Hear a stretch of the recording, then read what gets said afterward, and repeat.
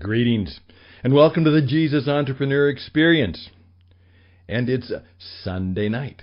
That's right, it's Sunday night, and as we obviously say and many times proclaim, Sunday night's a time when you should take a time out to have a Sunday night meeting to get ready for Monday meeting the marketplace. And in the Sunday night meeting, you pray. You think about what God has in store for you in the week to come. You plan, you think, you energize, you organize, and then you get ready to rest, because on Monday you have to be ready to meet the marketplace.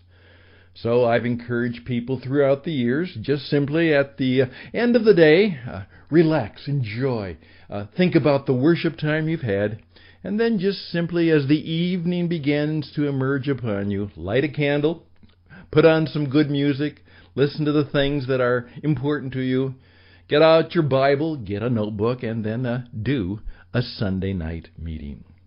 Well, today on the Sunday night meeting, I'd simply like to read you a little bit of a story that I borrowed, copied, and found very, very good. For those of us who are truly going into the marketplace on Monday as artists, as perhaps heroes, and of course, as Christian entrepreneurs. So, please join me. He careth for you. He careth for you. When the worries and cares of your life seem to block out the rays of His light, never forget, never lose sight, for He careth for you, for He careth for you.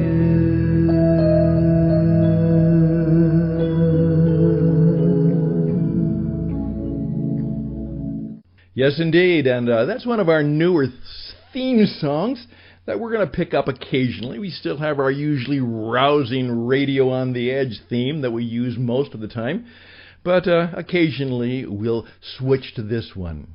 And actually the story behind that is, as I mentioned just before, that my good friend Bob Ketchersid and I, who are longtime radio people, that we did a program called Caribbean Night Call.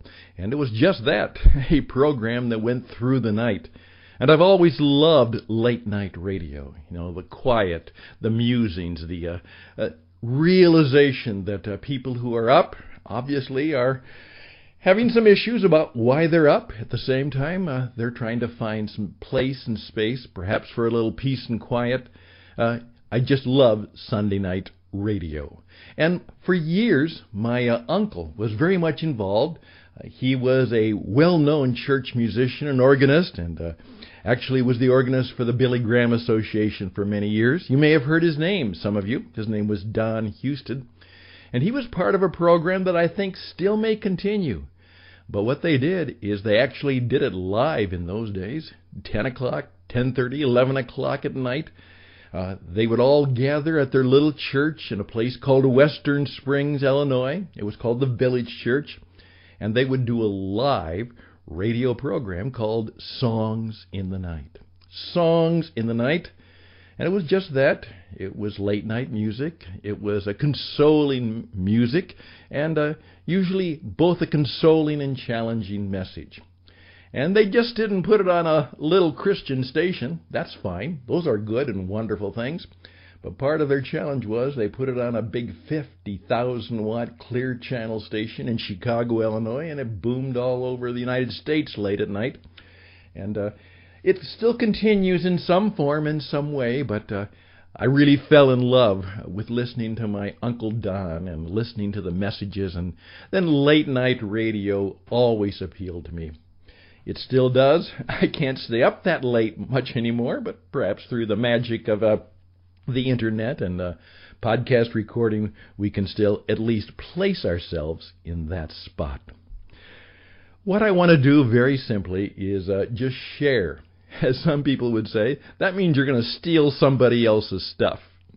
Well, maybe that's true. One of the persons who's been very helpful to me is Steven Pressfield, who is a writer and an author and an entrepreneur. And what is true is that oftentimes I've said that if you're an entrepreneur, you have to think of yourself as an artist. Very much so. Because you're creating works of art, works of experiences, works that will help people do their work better. So think of yourself in the metaphor as an artist, being able to sign your work just like a good artist would. And then in some respects, you'll have to think of yourself that you're going on a journey. And it's going to be a dangerous journey. And you're going to have to be a little bit heroic to get through that journey, because it's going to be a rugged time. And so what has happened is Steven Pressfield has been writing about the artist, and the writer particularly, but the writer and the artist, and I would add entrepreneur, in their heroic journey. And what he did is that he took the prodigal son and the artist's journey, which was a recent publication. And so with full thanks and grateful attribution, would you give me permission just to read Steven Pressfield's, or perform Steven Pressfield's little work of art called The Prodigal Son and the Artist's Journey? And of course, the point is that it's not really about the prodigal son. It's about you, and it's about me, and it's about the prodigal's father. The prodigal son and the artist's journey. I remember when I was a kid reading the biblical story of the prodigal son. I never really got the point of it. I found myself siding with the elder son. "Hey, Dad, what's the story? My younger brother takes his inheritance early and bolts from the farm. He swaggers into the big city, blows every penny on gambling and fast living, and then comes crawling home begging for forgiveness. The kid's a bum. Yet here you go, Pop, breaking out the fatted calf and rejoicing at your wayward child's return, when I, the responsible one, have been here all along, busting my butt to make this farm pay. It ain't fair." Well, I didn't get the father's explanation either, because he said, "My son was lost, but now he's found." Stephen continues, "I was thinking of this the other day, and I realized the story is the perfect expression of the hero's journey, the artist's journey, as a metaphor. And I would add, the entrepreneur's journey. The prodigal son's life of disillusion, his adventures in the flesh pots of the wicked city, was his hero's journey. He left the ordinary world, crossed the threshold into the inverted world. He encountered enemies and allies. He suffered. Finally, he hit bottom. And he did what the hero classically does. He returned home.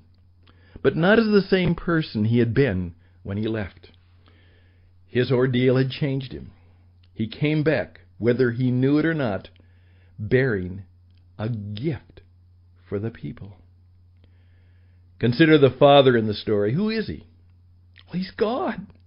In some respect, he's kind of the God self-soul, because God is in self, and the God is in your soul. He understands, even if the elder son doesn't at first. When the father considers his younger son returned at last to the place from which he set out, he reckons three things. First, the younger son will never leave again. The lad has sowed his wild oats. He's learned his lesson. The temptations of diversion and empty self-amusement no longer hold any allure for him.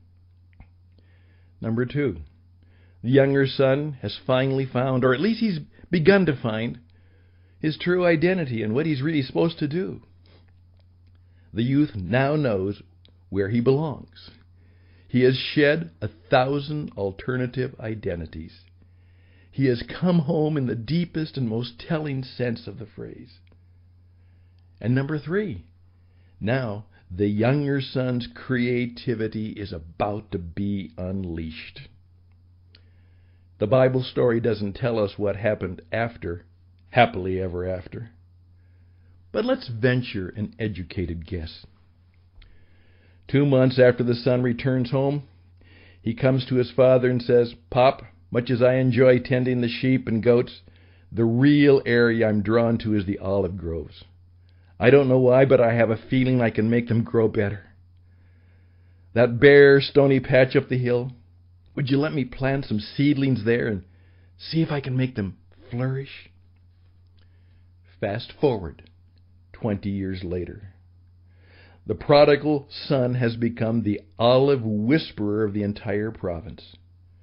Growers come from miles around to learn his secrets of cultivation and propagation, care and tendance. In other words, again, he has found his true identity. He has located his gift. He has become himself, to the benefit not only of his own life and that of his wife and his kids. Yeah, he found a nice girl and got married. Nice Jewish girl. But to the whole farm, including the share owned by his older brother. The younger son's hero's journey ended when he hit the bottom in Sin City and came home to the farm. At that point, his artist's journey, and I may add, his entrepreneurial journey, has really begun. Of course, the family in the story is a metaphor for you and me, and for a single individual. The father, in many ways, is the representation of the soul given to us by God, the self given to us by God, God himself. And each son is a part of the whole, the stay-at-home, hard-working brother and the wild child who crossed the threshold to the inverted world and lived out his saga of resistance before finally identifying his true journey and beginning to live it. If you'll forgive me for quoting myself, here's a passage from my book, Turning Pro, the chapter titled, 3 Cheers for the Amateur Life. Before we begin ruthlessly deconstructing the amateur life, let's pause for a moment to give its due. The amateur life is our youth. It's our hero's journey. No one is born a pro. You've got to fall before you hit bottom, and sometimes that fall can be a hell of a ride. So here's to blackouts and divorces, to lost jobs and lost cash and lost self-respect. Here's to time on the streets. Here's to years we can't remember. Here's to bad friends and cheating spouses. And to us, too, for being guilty of being both. Becoming a pro, in the end, is nothing grander than growing up. And here's to you, if you're reading this, and your own term of prodigality, don't shortchange it. It's your initiation, your self-initiation. You paid for it, and it's yours. Keep it. It's okay to flash back to it from time to time while you're out there with your sons and daughters tending the olive trees on that once bare and stony patch that is now flourishing. You see, the father, the prodigal's father, Dad, he understands. He always did. And so in the end, does your elder brother. And that's the end of the story.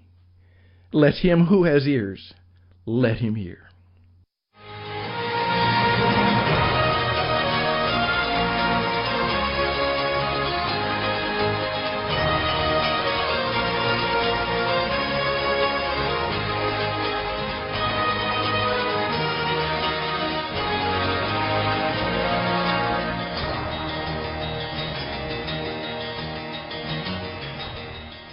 Thank you, Steven Pressfield, for your guidance for this Sunday night.